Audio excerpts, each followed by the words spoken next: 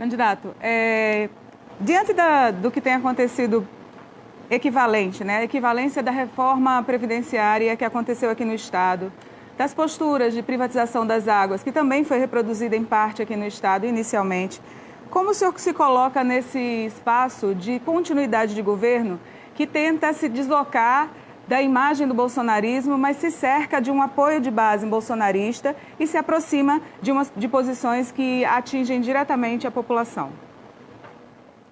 Renata, em se tratando de reforma da Previdência, todos nós sabemos que o Congresso Nacional aprovou uma reforma e que, por obrigação, logicamente, de lei, os estados são obrigados a seguir, considerando até que, se não o fizer, jamais receberá o certificado de regularidade previdenciária dos seus institutos próprios.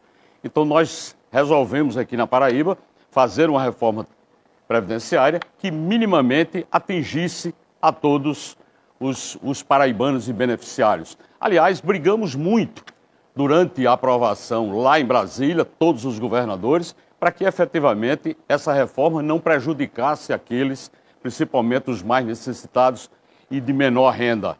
Essa foi uma luta que nós tivemos lá em Brasília, no Fórum dos Governadores, do qual nós fazemos parte. Na verdade, é importante entender que todo esse processo que se discute hoje com relação ao déficit previdenciário é preciso ser compreendido por cada um dos postulantes a governador para entender o que é o déficit previdenciário e como enfrentá-lo.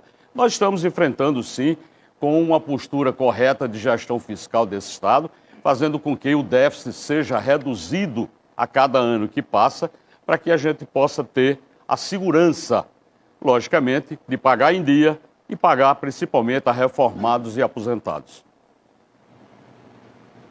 De fato, a posição atingiu diretamente a população paraibana, né? E não foi benéfica a escolha de seguir ipsilíteres o mesmo modelo do governo federal.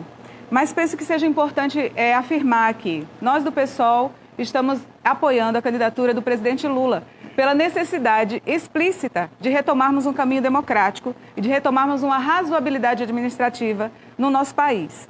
É importante demarcar isso porque o bolsonarismo afeta e ameaça a vida de várias pessoas, especialmente a classe trabalhadora e pobre desse país. Haja vista o aumento da fome, o aumento do desemprego, a inflação, a carestia, que atinge exatamente a classe trabalhadora, nós. Então é importante trazer, por exemplo, candidato, aonde se define esse distanciamento do Estado, da proposta que o senhor vem trazendo para o Estado, desse projeto bolsonarista que é uma política de morte, quando você se apoia e se acocha com uma base bolsonarista na sua candidatura?